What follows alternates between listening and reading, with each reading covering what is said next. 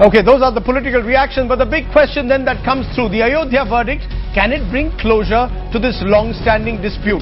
That's the big question that we'll try and address tonight on India at 9. Joining us now, the country's foremost political scientist, Yogendra Yadav, senior fellow at CSTS.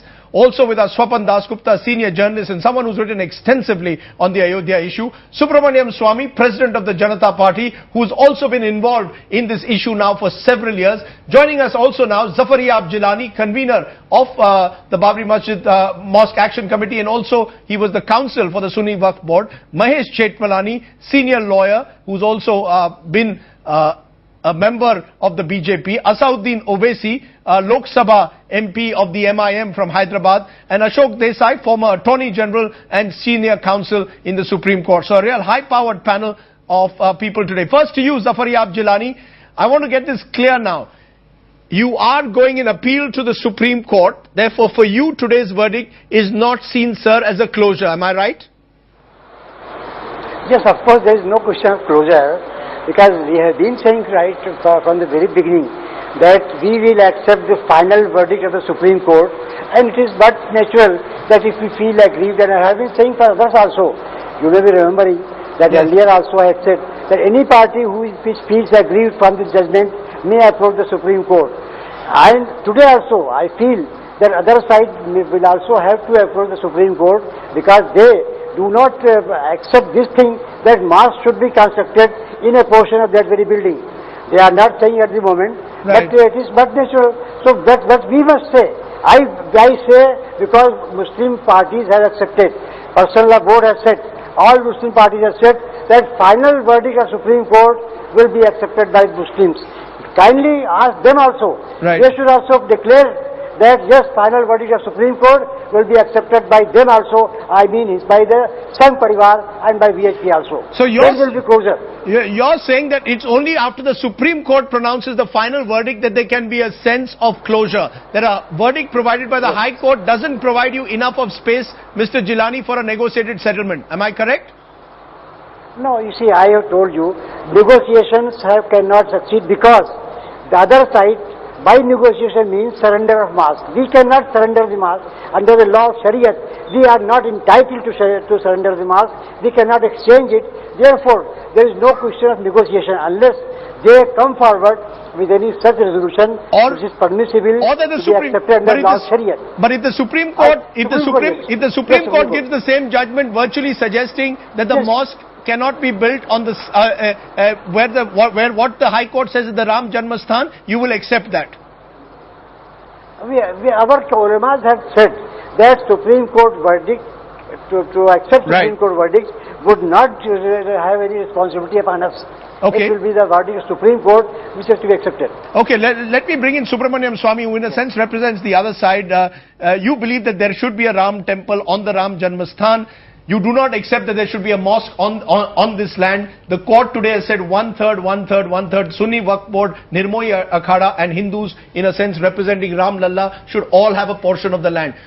Will you also, in that sense, do you also believe that the Hindus should also go in appeal, much as the Sunni Waqf Board is going in appeal, and to that extent there can be no closure? Well, as far as appeal is concerned, if the Sunni Waqf Board is going in appeal, then automatically the Hindu point of view will be represented through the respondents, because they will be made respondents being parties, and others can also join in. The fact of the matter is that this present judgment that we have today got has a fundamental contradiction, and the fundamental contradiction is that they have held that the Sunni Waqf Board has no locus standi in terms of the title suit. At the same time, they are being awarded one-third of the land. The second problem has always been that the comparison of a temple with a masjid is totally illegitimate, because there is a Supreme Court Constitutional Bench judgment of 1994 which says that the masjid is not an essential part of Islamic religion, whereas the temple is very much, because the Lord through Prana Pratishtha Puja enters the temple. So therefore, a temple, the masjid can be built anywhere because it's only This is Justice Verma's judgment that you're citing. Venkatachalaya. I think Yes. he's right about the first part where he Yes. says that the mosque is not a central part of a religion of the Muslims, but I'm not sure about the second part. No, the second part comes in. It's your extrapolation. Please, no, it's not my extrapolation. There is a House of Lords judgment in the Natraj antique case where they have held this opinion, and House of Lords. So you're saying today's judgment should actually pave the way for Hindus to have a Ram Mandir on the Ram Janmasthan, and the fact that 1/3 has been given to Sunni Waqf Board gives you space for the Hindus to go and appeal to the Supreme Court and say that is not, the two cannot coexist. That's right. Is what you're saying. That's Okay, right. let me bring in Ashok Desai. Mr. Desai, do you see a contradiction at all in the manner in which this judgment has been done? It's a split verdict. I'm going to get both the lawyers, Ashok Desai and Mahesh Jetpalani, on this point, that because it's seen as a split verdict, do you see contradictions? First you, Mr. Desai. Now let me mention that judges have labored for months and produced a 1000-page judgment. Yes. One would like to see the content of the judgment, including particularly the terrible destruction of the domes while the cases were pending, Yes. and how they treat the ASI document. Yes. But to my mind, it is important to also note that there will be a window of opportunity not in this court, but in a higher court. Right. And the reason is that we have no representative Muslim or a representative Hindu. There are no pontiffs. Everyone won't agree, whatever the decision. My own view is that in its own way, all the judges have adopted 3 different routes, but they have come to a fairly equitable decision of a division. It's like King Solomon's decision about the child. But it's only when it goes to the Supreme Court and the court seems to feel that would be some sort of a division is necessary, that parties will come to their senses. Okay. Otherwise, you will always have someone who will have a view differing from all others. Okay, Mahesh Jetpalani, you want to come in on the fact that it is almost a 3-way split, some would say, not just in terms of the land, but also in the way the judgment has been interpreted by these 3 judges, Justice Agarwal, Justice Khan and Justice Sharma, having very different views, apart from the similarity that they all seem to accept that the spot where the Garbhagriha is, or the Sanctum Sanctorum, is the Ram Janmasthan. Yes, I mean, there's no doubt that there are divergent views, but as you said, there's unanimity on what should be the most important issue for the Hindu elements, and that is that the Sanctum Sanctorum has been upheld. Their stand has been vindicated that this was the birthplace of Lord Ram. And I think that was what the entire issue was about. No, but hang on. But Mahesh, would that also involve, as the court suggests, that 1/3 of the land is given to the Sunni Waqf Board to possibly build a mosque? If that is to be the closure and that is to be the suggestion, if Hindus are going to stress on the fact that the Ram Janmasthan has been legitimized in a sense, then the Sunni Waqf Board could equally claim that they can also build a mosque because namaz was read and practiced there for 400 and odd years. Would the Hindus accept that? Look, you know, I can't speak for all the Hindus. I mean, the court has given an eminently viable solution. Mr. Swami is right that there's an element of contradiction. On the one hand, you non-suit the Sunni Waqf Board on the ground that their suit is barred by limitation, and yet 1/3 of the land is given to them. So there's an element of contradiction. But you know, all this is academic. If Mr. Jalani wants his clients to appeal, if they appeal, then the judgment of the Allahabad High Court, eminently viable though it is, can't be used as the foundation for a negotiated settlement. I think it's an eminently good judgment. It gives something to everybody. I mean, it divides the land 1/3, 1/3, 1/3, and the Muslims can indeed build a mosque over there. Okay. I think really that it's really a test of the will and statesmanship of the central government. Okay. They've got a judicial verdict now, which affords a final closure to this entire matter. Okay. All they have to do is consult all the parties to the list, to the proceedings, and you know, if they want, they can enlist the support of political parties if they think it's necessary. Approach them and say, look, here we have a formula for final settlement. Can you help us to implement this. Let me bring in Mr. Owaisi, because you support the central government. If the central government came and tell you, look, this is an opportunity for a negotiated settlement, do you believe, Mr. Owaisi, that is possible, that actually this judgment is opening a window of opportunity for, on the disputed land, a mosque and a temple to coexist? Do you believe there is that window of opportunity, Mr. Owaisi? No, I agree with what Mr. Jilani had said, that we cannot surrender the land. We will certainly go to Supreme Court. And why 1/3? If the Supreme Court says that no, the whole land belongs to the Hindus, fine, that is fine with us. We have already said that. But there cannot be reconciliation. We will not surrender the piece of land. And this is nothing but bartering. 1/3 for what? We will not agree to that. So, hang on, Mr. Owaisi. What if the Supreme Court in its wisdom was to say, we reaffirm the judgment of the Allahabad High Court? I know it's hypothetical, but what if they were to say that? Would you still take this maximalist position, or would you then take a negotiated settlement? Rajdeep, if in a hypothetical situation what you say comes true, then Muslim Personal Law Board has already said that we will abide by the last judgment of the court of the land, and that is Supreme Court. Right. Simple as that. But I have the right and opportunity to plead my case, because I feel that there are many points, many evidences, historical evidence, which the Honorable High Court have erred in law by overlooking at it. Give me one example. We will certainly present that case to. Give me an example that you feel. Historical evidence is there. I mean, there's so many historical evidence are there. You say that we did not demolish a temple and constructed a masjid over there, and then he says that no, because that the whole place where the dome came down, that has to be given. So there are so many things. I mean, let the whole judgment copy come, and I'm sure. In detail, Mr. Jilani and the lawyers will point out. Oh, no. Let me try and resolve this issue, because the court looked at various issues. They've looked at history, they've looked at faith, they've looked at tradition. Swapan Dasgupta, Yogendra Yadav, do you see the two sides are taking maximalist positions, naturally, the Sunni Waqf Board and the Hindu Mahasabha and the other groups. But do you see a way out provided in a sense by the Allahabad High Court, Yogendra and Swapan? Rajiv, first of all, any decision is better than no decision. So in that sense, we should welcome it. It takes the judicial process forward.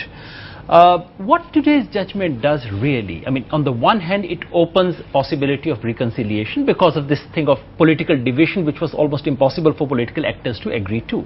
But strangely, it shifts the ground. In a sense, judiciary has become the terrain for political settlement and reconciliation. Who would handle the constitutional ground? There is an ideal of constitutionalism, which has been shifted away. So, does it bring about constitutionalism?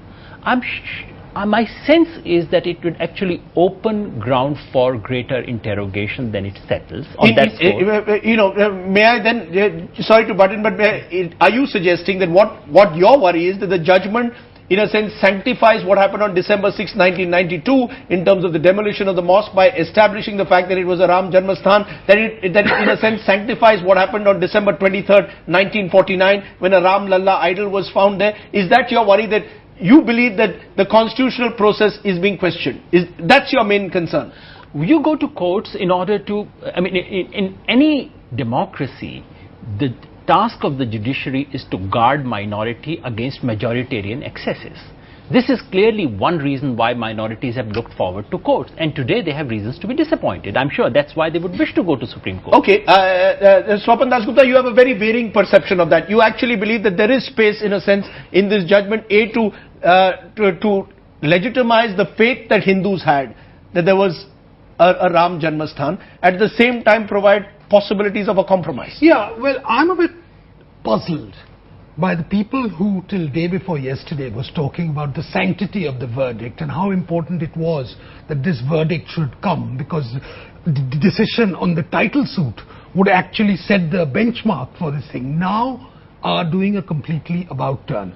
Now, regardless of whether we prefer a judicial verdict or not, and I agree with you, Yogendra, that you cannot abdicate the political space.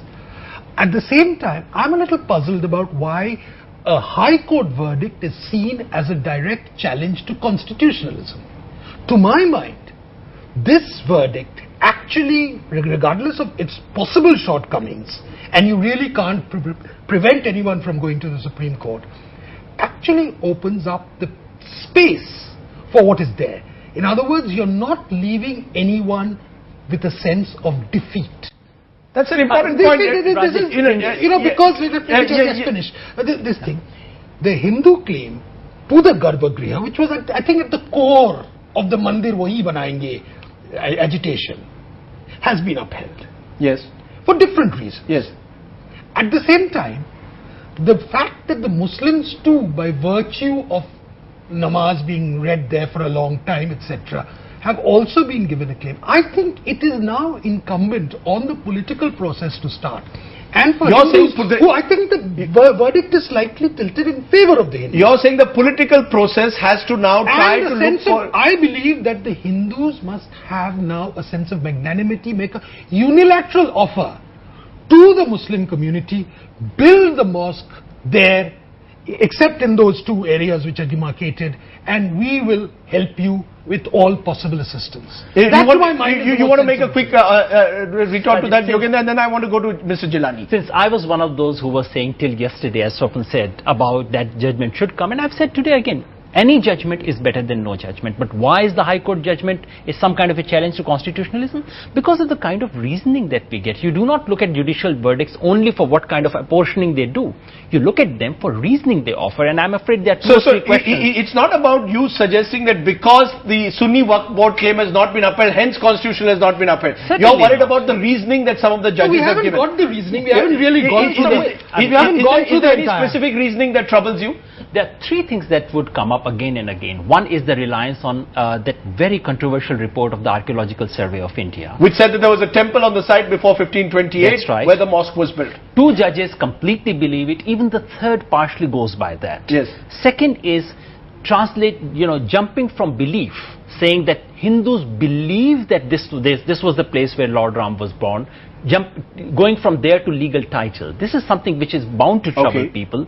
And third is a certain unspoken reluctance to go against status quo in possession, which happens to be there. This is a reluctance which has not come today. Unfortunately, it's been there for the last 50 years. But you expect at least judiciary to be able to take it on. I'm going to get Mr. Swami to respond, but I want to get Jilani Sahab. Jilani Sahab, if what Swapan Dasgupta is saying, that Hindus must show magnanimity at a moment like this and allow Muslims to construct a mosque on that one-third land as so demarcated, do you believe Muslims can also show similar magnanimity, since all three judges seem to be accepting that the Garbhagriha is where the Ram Janmasthan is? So, is that process at all possible? You see, that kindly realize our position. Yes. Their findings are based, just as Mr. Yogen has said, that Hindus believe. One judge says, for few decades before 1949, we will say before Supreme Court that to believe something, Hindus believe only for few decades before 1949, then my mass can be taken away. It is impossible. But mass can be taken away if there was a belief for the last 500 years. The judge has not said so. Therefore, kindly permit us to go to Supreme Court to assert our legal rights, to assert before the Supreme Court that what law is being laid down. Sure. Mr. Yogen is very right. That you are laying the law for future generations. It is not only a question of a Babri mosque or one mosque. Right. It is a question of future generations. Therefore, what is your worry? Go to Supreme Court. What is your worry for future? What is your worry, Mr. Jilani? Sorry to interrupt. What is your specific worry for future generations? Tomorrow, anywhere you will say tomorrow it will leave the Idgah, Mosque of Mathura. It is our belief. You will again say leave the Jama Masjid. It is our belief. You will again say leave the Mathura Mosque, Banaras Mosque. It is our belief. On belief it is set for the last 50 years. Right. So my submission is that no belief of 50, 100 years can be said to be the astha of a religion. Something, the custom has to be for generations, for centuries together. Judge's finding is there. Right. So we have to challenge it that this is not the proper way and this is illegal way. Okay. Kindly permit us to go to Supreme Court. The Subramanian Swami respond to that there is this notion of belief and faith. That the Hindus have the faith that this is Ram Janmasthan. Muslims equally strongly seem to believe that there was a mosque where namaz was read for 450 years. Now, in that situation, this whole notion of faith, when it comes into the legal process, does become complicated. No, but the mosque is not the same as the temple. Mosque, I'm sorry, you can read namaz anywhere. You read it on railway platform, you read it on the aeroplane. It has been... No, you can... I am not talking about puja. I am talking about Prana Pratishtha puja, which is where the idol is put there, the Lord comes there. That's why Lord Ram has been accepted as one of the juristic personalities in the title suit. That's an interesting point. I want to bring in Ashok Desai there. What the court seems to have accepted, Mr. Desai, is that Ram Lalla itself is a juristic personality in itself. 1/3 of the land is essentially be given to Ram Lalla. Is that something which you believe is challengeable, or do you accept that? No. I think in India we have a special law under which the idol itself can be a juris persona, and you can file a suit in the name of Hanuman at a certain temple through the pujari. So Ram Lalla can be a plaintiff. But I want to ask you a basic question. Yes. Is it possible to think of a settlement with Mr. Gilani on one side and Subramaniam Swamy on the other? They both have opposite views, well-meaning but directly opposite. The only way to settle this matter is when the matter goes to the Supreme Court, and parties, which will itself take a year or two, yes, because the records are extremely heavy, the parties start their argument, and it is at that point of time that when they are dealing with actual issues that the good offices of the judges might help a settlement. Okay. Otherwise, you will have large number of people agreeing out of goodwill, and equally large number of people taking extreme stands on both the sides. Okay, let me bring in Mr. Owaisi. Mr. Owaisi, extreme stand, I come back to it. Extreme stands, maximalist positions, yes. Constitutional positions which Yogendra reaffirms, yes. But within all that, don't you think that a solution is possible for a new India? Look around you. There is an India which wants this issue resolved, which wants to move beyond Ayodhya. There is calm across the country. They would like to move beyond the issue. Isn't this an opportunity, in a sense, to be with the tide of new India? Who's stopping India from developing? Why do you put this burden of secularism always on the Muslim shoulders? For last 60 years, people like you have been telling us, no, secularism has to be kept alive by us. Yes. I mean, who's stopping the nation to grow? You have an eminent cephalogist sitting beside you. Kindly ask him that what has been the share of development of Muslims in India? I mean, did we say we should not be developed? Of course, India should develop. India should become strong. Yes. But a wrong has been done to me on 6th of December 1992. And the whole world has seen it, and this has to be corrected. So, I fail to understand yes, that because India has to progress, I should follow your line of thinking. I should allow my rights to be trampled. I should allow a grand Ram temple to be constructed over there. I should be forced to take that 1/3 piece of land and be happy in that. No. I will not accept that. That's an important point somewhere which is coming out, Mahesh Jethmalani, that 6th December 1992, which many believe was a dark day for Indian democracy. Even Mr. L.K. Advani has said he was very saddened by it. Some believe has now been legitimized. That ab initio, what was seen as an illegal act, is now being legalized and legitimized. That's where I think Owaisi is coming from. That's where the Muslim sense of grievance is coming from. How would you respond to that? Well, there are two apprehensions, and prima facie, they seem to be legitimate, voiced by Mr. Owaisi and by Mr. Gilani. One is that, somehow or the other, this judgment validates what happened on the 6th of December 1992. That's not true. That has a history of its own. This is a title suit. I have to emphasize, this is the right to ownership of the land on which the disputed structure stood on. The Muslims have, unfortunately for them, been non-suited on the ground of limitation. But that doesn't validate the demolition. They mustn't forget that the criminal cases pertaining to those who were responsible for bringing down that structure is very much pending. I mean, it's taken an inordinate amount of time. There's no doubt about that. But then delay is endemic to our system, unfortunately. But that is not validated at all. The criminal prosecutions go on. Secondly, then an apprehension was voiced that, this will lay a precedent for the future. But that's not correct. We have in place in 1991 itself the Places of Worship Act. By Section 5 of that Act, only the Ram Janmabhoomi Babri Masjid dispute was exempted from those provisions. Right. Otherwise, the law is in this country that as structures stood, religious places stood, on the 15th of August 1957, their character will not be changed. They stand protected. So if there was a mosque in 15 January 1947, it will continue to remain a mosque. It will not change its character. So for all other structures in dispute, if they are in dispute, the Places of Worship Act protects them. Right. The exemption was this, and it has been resolved. So the two apprehensions voiced by Mr. Gilani and by Mr. Owaisi are both actually unfounded, and they're taken care of. Okay. I would actually request them to ponder about this judgment, particularly since they've been non-suited on the ground of limitation. I know they feel very aggrieved, and Mr. Gilani has been very temperate in his statements. I respect him. He's respected the judgment and said, I'll go and appeal.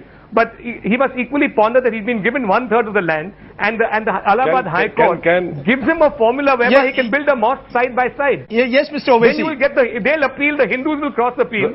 And Rajdeep, Mr. Jethmalani should know that a commitment was given to the Supreme Court, to the National Integration Council, that we will not touch the structure.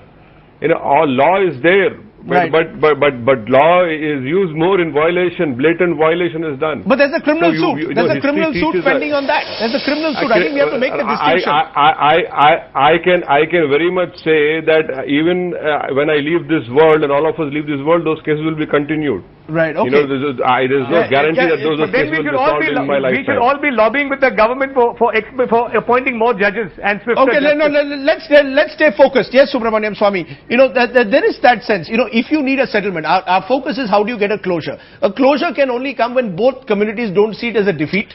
Both see it somewhere as a negotiated settlement. You can't have a sense of triumphalism on one side and defeatism on the other. How do you come out of it? How do you come out of that trap? First of all, you have to separate the unauthorized destruction of the masjid from the right of any government to acquire a masjid and demolish it. For example, Saudi Arabia acquired the masjid where Muhammad himself used to read namaz and destructed it and built a road. Right. So the masjid can be acquired and removed.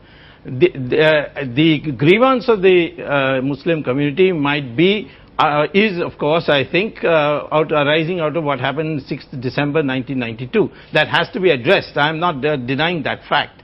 And you accept that? Of course, you accept that will have to be addressed. You cannot have a negotiated settlement till what happened on December 6, 1992 is addressed. It was an unauthorized act. Who did it, I can't say. But for that there's a criminal case going on. Okay, point taken. I think you make an important... But I will not be party to any decision which allows a masjid to be built in Ram Janmabhoomi. Okay,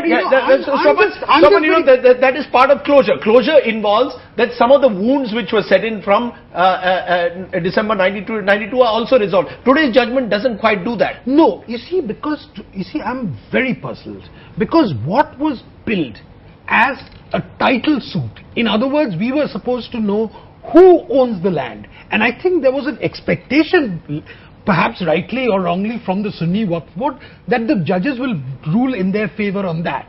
Now there's been a unanimous judgment that the title suit, the Sunni Waqf Board case, has been dismissed unanimously. Yes. Now after that, to raise questions of constitutionalism, to raise questions of, what happened on December 6, 1992, whether the status of minorities, etc., it's to my mind enlarging the scope and preventing a more focused resolution. You're saying keep the focus on the title suit, look at it as a title. I'm just saying that this has given us a window of opportunity. Okay. It's enormous. Political parties are responding to what they see as the prevailing mood in the country, which is to move beyond sectarian discord. And there's also a formula. Maybe that formula has to be tweaked a little bit, which can be done through negotiations. But this is the right time to enter into a meaningful negotiation. Timing is often important, Yogendra. Is this perhaps the right time? In terms of the fact, the mood of the nation. The mood of the nation clearly is to move beyond. I mentioned this early in the morning, the difference between 92 and 2010. The Sensex then was 3,500, it's now 20,000. The economy was growing at 3.5%, now it's growing at 9%. Indians are aspirational, there's a new India emerging. This perhaps in terms of timing could be the right time for this kind of negotiated settlement. Whether this is the best time is one thing. Whether today's judgment provides an opportunity for that time to be converted into a reality is quite another matter. If the judgment, if the judges have simply said it's time barred, that's over, that in fact would have allowed much more healing. After all, that's a technical question. Unfortunately, today's judgment actually goes into whether it was a mosque or not, whether the mosque was built over a temple or not. But these were questions which were put before the judge. These were questions which were, they could have said, they could have said that they didn't want to address them. They have chosen to address them. The fact that the judges in their wisdom chose to address these questions means that those questions will now be debated in public fora, and obviously some people would want Supreme Court to settle them in ways which is much better. Okay, let me bring in Ravi Shankar Prasad. He was appearing in the court for one of the petitioners. I don't know what hat you're wearing, Mr. Prasad, because you've been wearing different hats over the last few days. Senior counsel, BJP spokesperson, member of parliament, but in your capacity as both, I may ask today, senior counsel and BJP MP and spokesperson, do you see this window of opportunity created by this judgment? And can you specify what this opportunity you see in the judgment is? First, Rajdeep, it is very important to understand the judgment, what I heard a discussion about. Muslims never questioned that Ayodhya is not sacred for Hindus. They never doubted that Ram is divine for Hindus. They never disputed that Ram was not born in Ayodhya as Hindu believed to be. The area of dispute was, the disputed area is not the place where the Hindu believe it to be born. Yes. And their second plea was, it is the Babri mosque by tradition which Babur had constructed and they are entitled to get possession of it. Yes. Accordingly, issues were framed. And for the gentleman sitting in your studio, for your kind information, in Ismail Farooqi case, a constitution bench asked the court to decide all these questions. The gentleman is your friend, Yogendra Yadav. Fair enough. Yogendra is my very good friend. Yes. But we differ on many other issues also. Yes. Therefore, his sweeping comments is entitled to, and I am also entitled to very strongly differ with that. Yes. Point I am trying to highlight or now is, one of my argument was that Ram Janmasthan is akin to a deity known to Hindu law, where a deity is a representative of the real infinite God, which is omnipresent, eternal and permanent. Now today, by a majority, Justice Sudhir Agrawal and Justice Dharmir Sharma have held that the place where Lord Ram Lala is Virajman today is a deity which the Hindus have been worshipping since generations as believed to be the place of his birth. Right. Justice S.U. Khan, sir, though not specifically saying so, has also held that a large part of area has been worshipped by the Hindus prior to the construction of the mosque in question, yes, though not the specific part in question. Now one judge has dismissed the Muslim scheme outright. Other judge, Justice Sudhir Agrawal, has also dismissed the Muslim suit outright. Yes. Now there are two versions. Justice Sharma has held the entire area is to be like Ram Janmasthan elevated as a deity. Justice Sudhir Agrawal has held it is a deity.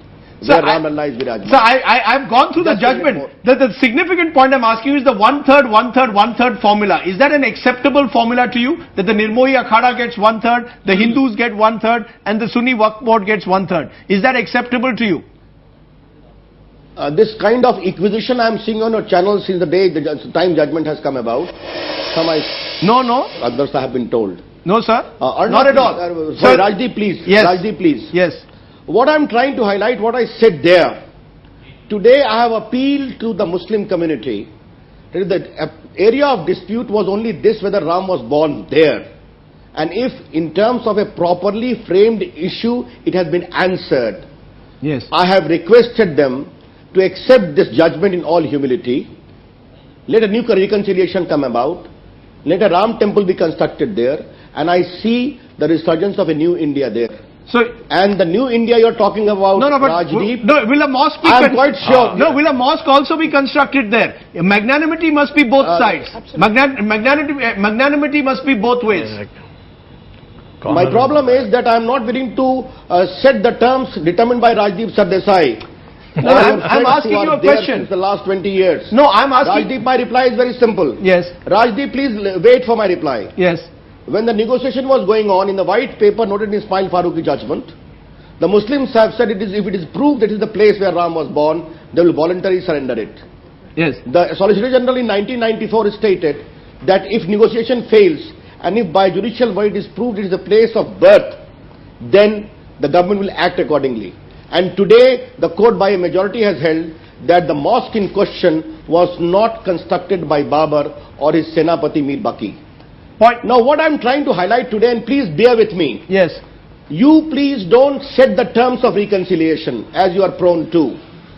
So when the process of reconciliation would start, my worry is that the politicians sure. won't. My worry is that the politicians won't. I'm looking for solutions. Give me solutions. I'm looking for a solution. Rajdeep, you are not entitled to offer solutions. I'm asking you for solutions. You have been, Rajdeep, just a minute please. At least allow me to speak today. Yes. Since last 2 days you have been jumping, the nation will be in chaos. No, I have not said that even once. I take strong objection to that. Sir, I take strong objection to that. I take strong objection to that because not once on this channel have we ever suggested that, sir. So I take strong objection with all humility. I take strong objection. But fair enough, but just a minute. But the way indirect attacks you made on the BJP and RSS, I saw myself. Not once. Not once. But today the entire country is calm. Not once. RSS chief has said very clearly. Don't confuse me with of reconciliation. Please, sir. Please, this is not fair. I have said like that. I'm sorry to say, but this is not fair.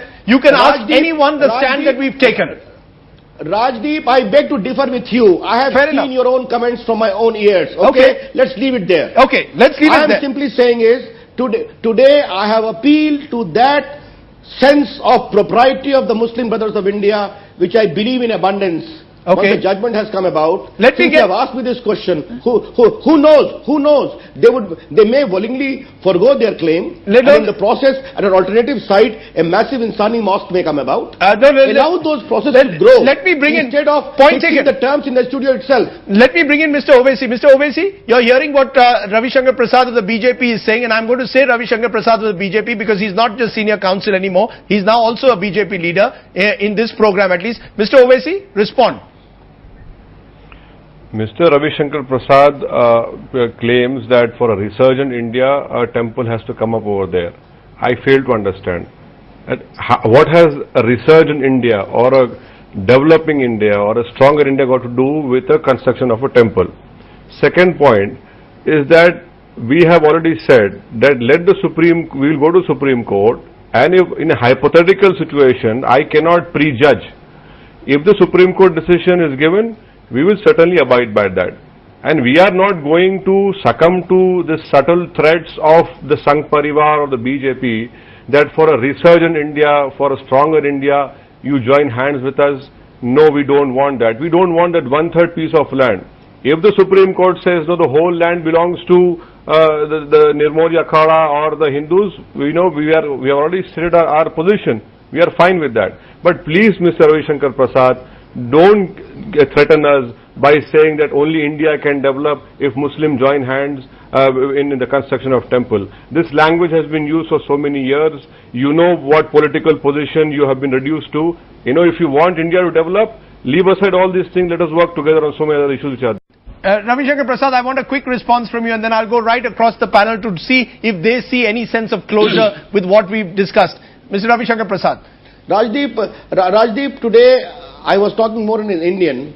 You are forcing me into a debate with Mr. Owaisi. No, I'm most reluctant. Sir, we are all Indians. Let me just say we are all Indians here, sir. We are all Indians and proud Indians. Let me ask a question. Let me ask a question. Yes. Rajdeep, please. Yes. I don't want the debate to be reduced to this level. I'm not reducing it. I don't want to match. I don't want to match the slanging match of Mr. Owaisi. Okay? Yes. Allow me to maintain my civility. Yes. Which I always maintain. Yes. My point is very simple. Is Ayodhya an ordinary place?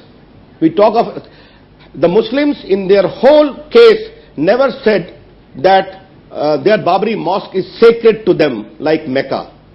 Is Ayodhya not sacred to Indians and Hindus? Is Ram not sacred to India and Hindus?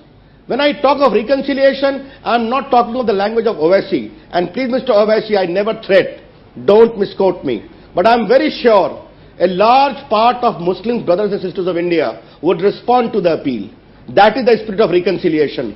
Whose representative? Mr. Owaisi is not. Okay. Let's wait for that reconciliation to start. Okay, the process of reconciliation, neither does Owaisi represent all Muslims. Some would say Ravi Shankar Prasad doesn't represent all Hindus. But I want to go across the panel. There are lots of proud Hindus and Muslims and Indians on this panel and ask them whether they see a sense of closure after hearing the two politicians. Mahesh Jethmalani, you've been a politician, you've almost become a politician. When you hear the politicians speak like this, would you rather remain a lawyer? And do you see a sense of closure given given the fact that this issue still causes so much of political friction? You need a political solution in the end, don't you? Well, politics is the art of the possible, and I'm still optimistic that this matter need not go to the Supreme Court. The parties can sit across now, reassess their positions, and broadly along the lines of the Allahabad High Court judgment, a solution can be found. But it requires will, sagacity and statesmanship. I don't think this country is lacking in that. Much depends on the will and statesmanship of the government. Right. And I'm sure that if the BJP is approached for a negotiated settlement, if you want politicians to get into the whole business of settlement of this issue, I'm sure the BJP will respond favorably. Okay, let me get a quick response from you. Ashok Desai, how do you see this emerging in the courts? Is this going to be now prolonged in the Supreme Court, given the nature of the complex nature of this judgment, Mr. Desai? I personally think that this is the penultimate stage.